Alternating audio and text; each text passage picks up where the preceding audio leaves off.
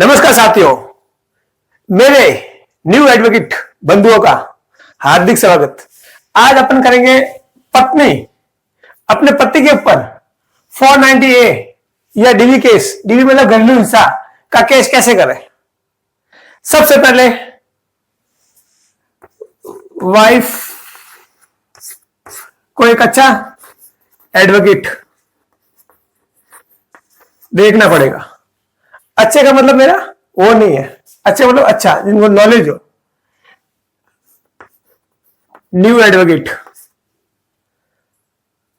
जाएगी, एडवोकेट साहब मिलेगी तो वकील साहब क्या बोलेंगे, क्या आपके 490 ए आईपीसी, अब ये भूल जाओ आप 490 ए हो गए नहीं मुकदमा इसमें, अब होगा 85 BNS में, साथ में 86 के तहत बता सकते हो आप। तो सबसे पहले आपको क्या करना है, आपको एक रिपोर्ट लिखनी है। रिपोर्ट लिखकर थाना में भेजनी है। थाने में आप महिला थाने में भी भेज सकते हो, महिला थाना, दोनों में, थाने में किसी में भी एक में, जो आपको लगता है वो आप वहां भेजो। भेजने के बाद क्या होगा, जब पत्नी थाने ले जाएगी तो वो सीधे सीधे रिपोर्ट दर्ज नहीं करेंगे, तो वो एक परिवाद दर्ज करते हैं। परिवाद दर्ज करने के बाद वो लोग क्या करेंगे,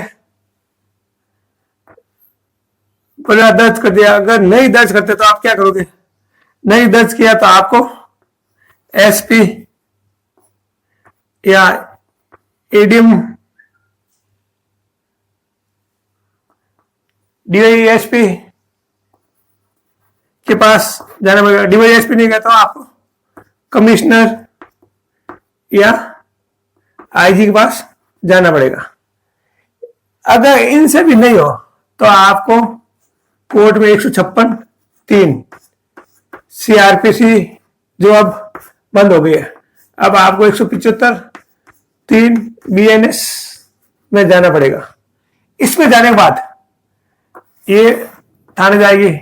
थाने जाने के बाद थाने वाला इसको सीधी दर्ज नहीं करेगा, आपकी 1-2 बार थाने में हस्बैंड और वाइफ की काउंसलिंग कराएगा। 2-3 काउंसलिंग कराता है, काउंसलिंग नहीं बैठती है तो वो फिर एफआईआर दर्ज कर देगा। एफआईआर दर्ज करने के बाद क्या करेगा, एफआईआर दर्ज करने के बाद में वो क्या करेगा, आयोग को दे देगा। यहां बहुत ध्यान देने की बात है, आप जितने भी नया अधिवक्ता है वो लोग ज्यादा विशेष का ध्यान दें। जब आयोग जांच करेगा तब आपको माता के, पिता के, बहन, भाई की 161 के जो बयान होते हैं ना, वो माता, भाई यानी कि रिलेटिव के नहीं कराने हैं। अब ये हो गया 180, आप ये भी भूल जाओ 161, 180 के जो बयान होंगे वो आपको फैमिली वालों के नहीं कराने, दूसरों को करा दो, दोस्त फ्रेंड करवा लो या पड़ोसी के करा लो या और किसी करा लो। मतलब विशेष ध्यान है ना, आपको फैमिली के नहीं कराना है। अगर इससे करा दोगे तो आपका केस कमजोर पड़ जाएगा और पति का 490 ए यानी कि 180 में बरी होने के चांस ज्यादा हो जाएंगे। तो विशेष ध्यान रखना, आप आयोग जब भी जांच करें तब ये, और मेडिकल अगर मारपीट है तो आपको मेडिकल उसी वक्त करवानी है। और आपके पास जैसे फोन में कोई चैट है या कोई वीडियो है या और कोई सबूत है, वो सब आप सबूत आपको आयोग को जांच में देने हैं और जांच के अंदर फाइल लाना। फिर आयोग जांच करने के बाद में क्या करेगा, अगर बिल्कुल केस सही है तो वो फाइनल रिपोर्ट यानी कि चालान पेश कर देगा, और कई बार एफआर पेश कर देता है। अगर मुकदमा सही नहीं था तो आज अपने चालान पेश कर देगा। चालान पेश करने के बाद में क्या होगा, पति अपनी बैल कराएगा, बैल कराने के बाद वो हम पति की तरफ से जाएंगे तो अलग बताएंगे, अपन को परिवादी के बयान कराने हैं।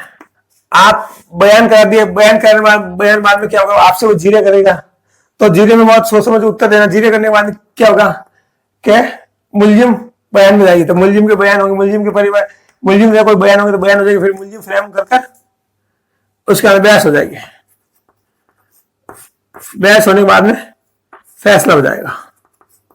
वो जज पर डिपेंड करेगा कि आपके बयान हुआ कैसे हुआ, कैसे हुआ, उसके आधार पर ही डिसीजन। मतलब कुल मिलाकर कुछ बातों का आपको ध्यान रखना है, अन्यथा गड़बड़ हो सकती है। एक चीज गांठ मान लो, क्रिमिनल में जब कभी भी आयोग जांच करता है उस समय 161 यानी कि अभी होगी नई 180 बीएनएस की धारा, बीएनएसएस की धारा के अंदर जो बयान होते हैं उसमें परिवादी के फैमिली के बयान नहीं कराने हैं। कुछ भी कर लो आप, आपको दोस्त के करा लो, पड़ोसी से करा लो, और किसी का, मतलब मजबूत केस बनाना है तो आपको रिलेटिव के बयान हटाने पड़ेंगे। ज्यादा लंबा चौड़ा नहीं है, बिल्कुल सिंपल सी मैंने आपको बिल्कुल प्रैक्टिकली बताया। जो मेरा 20 ईयर का जो अनुभव है उसको मैं आपको शेयर कर रहा हूं।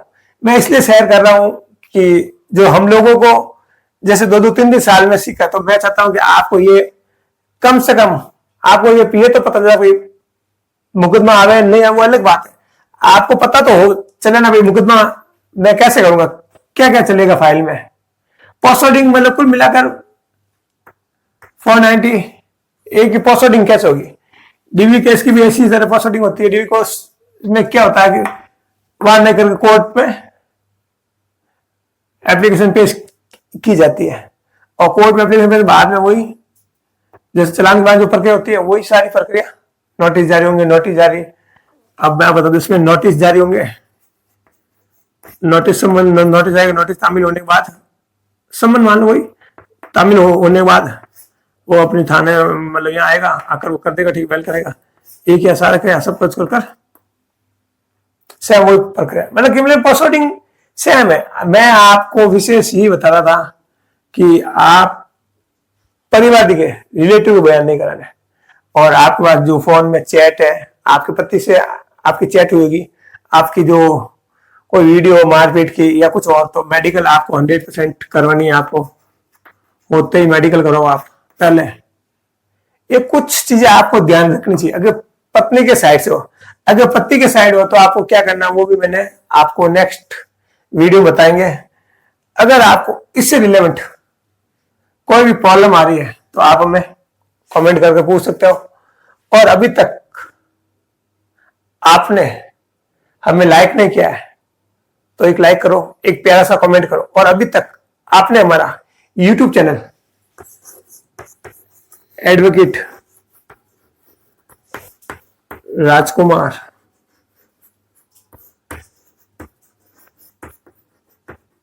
बटानिया को सब्सक्राइब नहीं किया है तो बेल आइकन का पुश दिख रहा होगा आपको, उसको दबाना और सब्सक्राइब करना है। इसी के साथ जय हिंद, वंदे मातरम।